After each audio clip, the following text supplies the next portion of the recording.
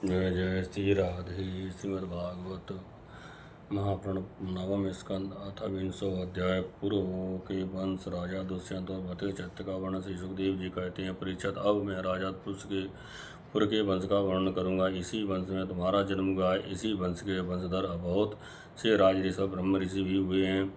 पुरु का पुत्र हुआ जन्मेजय, जन्मेजय का प्रचिन्नवान का प्रवीर, प्रवीर का नमस्यु और नमस्यु का पुत्र हुआ चारुपद, चारुपद से शुद्ध, शुद्ध से बाहुगव, बाहुगव से संयात, संयात से अहियात, अहियात, अहियात से रुद्रासो हुआ परिचय। जिस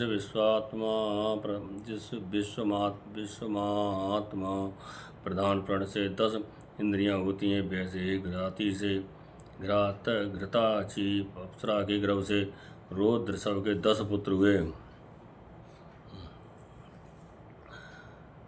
घृताची अप्सरा के रेतयु कुछेयु स्थांडिल्यु कृतेयु जलेयु संततेयु धर्मेयु सतेयु वृतेयु और सबसे छोटा बनेयु। परीक्षित, उनसे रिंगतेयु का पुत्र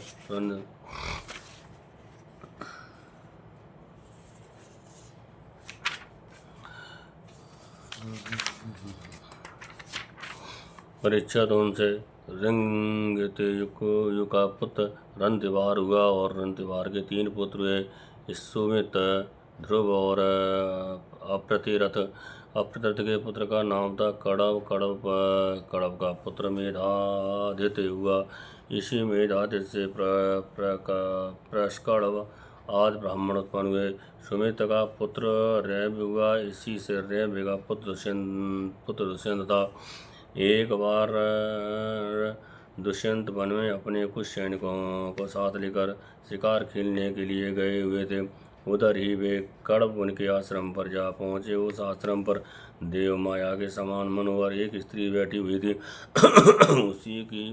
उसकी लक्ष्मी के समान अंग कांति से वह आश्रम जगमगा रहा था। उस सुंदरी को देखते ही दुष्यंत मोहित हो गए और उससे बातचीत करने लगे। उसको देखने से उनको बड़ा आनंद मिला।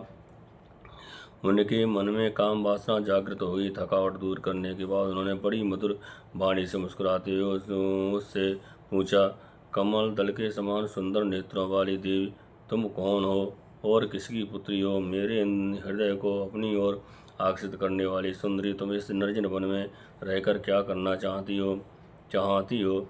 सुंदरी, मैं स्पष्ट समझ रहा हूँ कि तुम किसी क्षत्रिय की कन्या हो, क्योंकि पूर्ववंशियों का चित्त कभी अधर्म की ओर नहीं झुक सकता। शकुंतला ने कहा, आपका कहना सत्य है। मैं विश्वामित्र जी की पुत्री हूँ और मेनका अप्सरा ने मुझे वन में छोड़ दिया था। इस बात के साक्षी है मेरा पालन पोषण करने वाले महर्षि कड़व।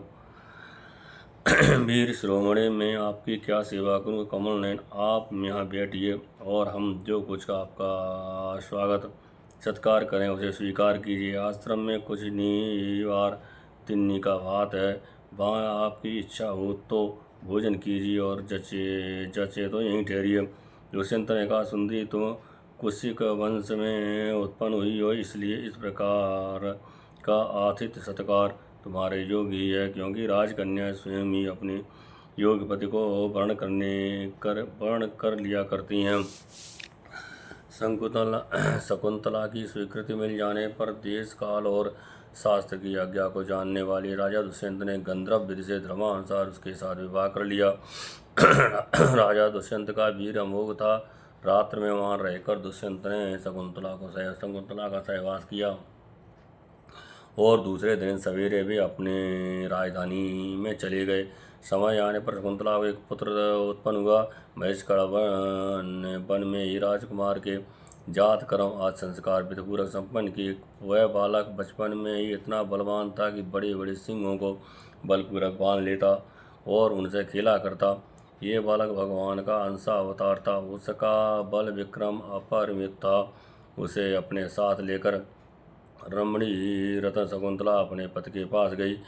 जब राजा दुष्यंत ने अपनी निर्दोष पत्नी पुत्र को स्वीकार नहीं किया, तब जिसका वक्ता नहीं दिख रहा था, जिसका वक्ता नहीं दिख रहा था, और जिसे ये सब लोगों ने सुना, ऐसी आकाशवाणी हुई। उन्होंने सुना, ऐसी आकाशवाणी हुई, पुत्र का वक्ता नहीं दिख रहा। पुत्र उत्पन्न करने में माता तो केवल थोकनी के समान है, और वास्तव में पुत्र पिता का ही है, क्योंकि पिता ही पुत्र के रूप में उत्पन्न होता है। इसलिए दुष्यंत, तुम शकुंतला का तिरस्कार न करो, अपने पुत्र का भरण पोषण करो। राजन, वंश की वृद्धि कराने वाला पुत्र अपने पिता को नरक से उबार देता है। शकुंतला का कहना बिल्कुल ठीक है, इस गर्भ को धारण कराने वाले तुम ही हो। परीक्षित पिता दुष्यंत की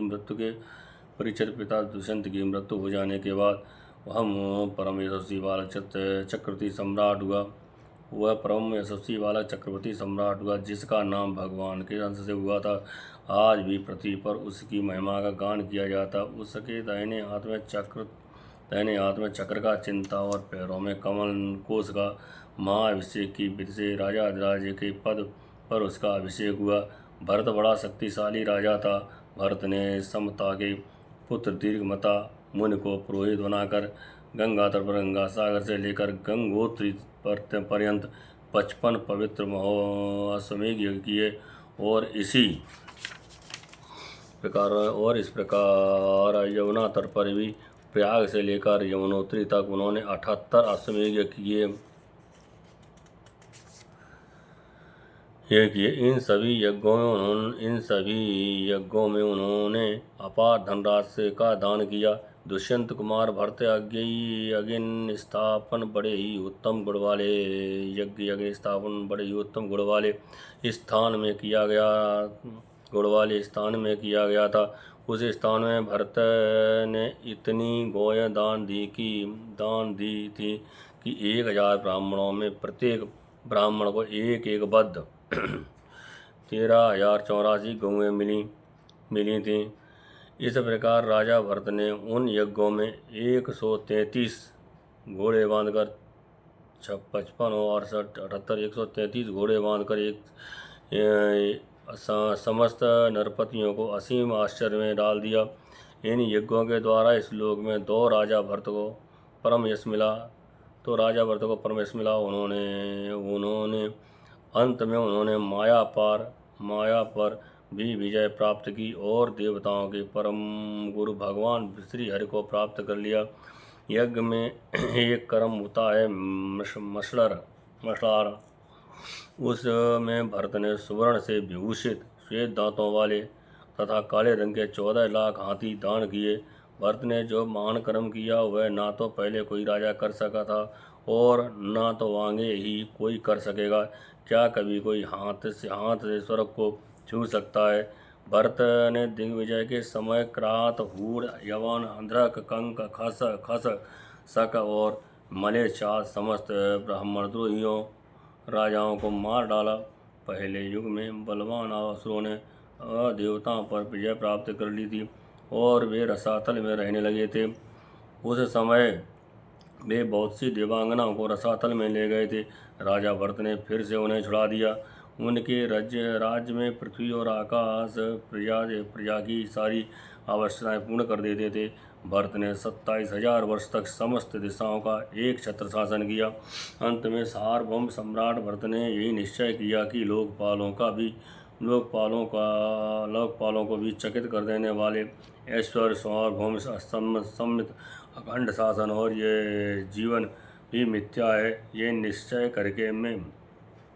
निश्चय करके वे संसार से उदासीन हो गए। परीक्षित भृगुराज की 3 कन्याएं सम्राट भरत की पत्नियां थीं। वे उनका बड़ा आदर भी करते थे, परंतु जब भरत ने उनसे कह दिया कि तुम्हारे पुत्र मेरे अनुरूप नहीं है, तब वे डर गईं कि कहीं सम्राट हमें त्याग न दें। इसलिए उन्होंने अपने बच्चों को मार डाला। इस प्रकार सम्राट भरत का वंश व्यथित अर्थात विच्छिन्न होने लगा। तब उन्होंने संतान के लिए मरुस्तोम नाम का यज्ञ किया। इससे मरुदगणों ने प्रसन्न होकर भरत को भरद्वाज नाम का पुत्र दिया। भरद्वाज की उत्पत्ति का प्रसंग यह है कि एक बार बृहस्पति जी ने अपने भाई उत्ति की गर्भवती पत्नी से मैथुन करना चाहा। बृहस्पति जी ने अपने भाई उत्त्य की गर्भवती पत्नी से मैथुन करना चाहा। उस समय गर्भ में जो बालक दीर्घतमा था उसने मना किया, किंतु बृहस्पति जी ने उसकी बात पर ध्यान न दिया और उसे तू अंधा हो जा यह सांप देकर बलपूर्वक गर्भाधान कर दिया।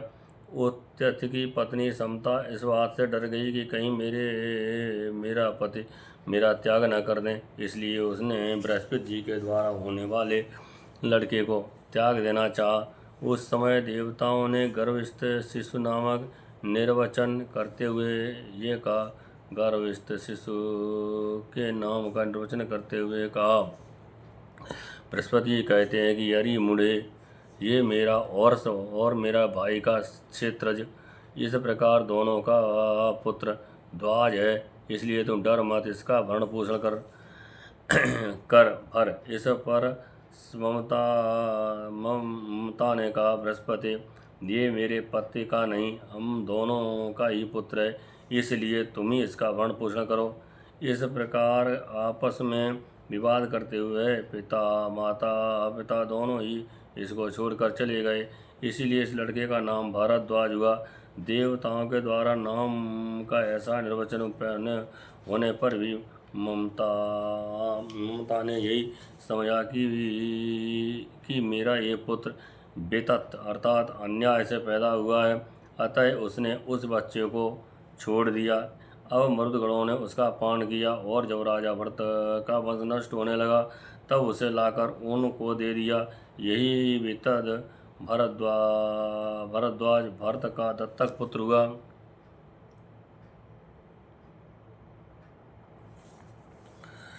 इति श्रीमद्भागवते महापुराणे प्रभंसायां संहितायां नवमे स्कन्धे 20 अध्याय। जय जय श्री राधे।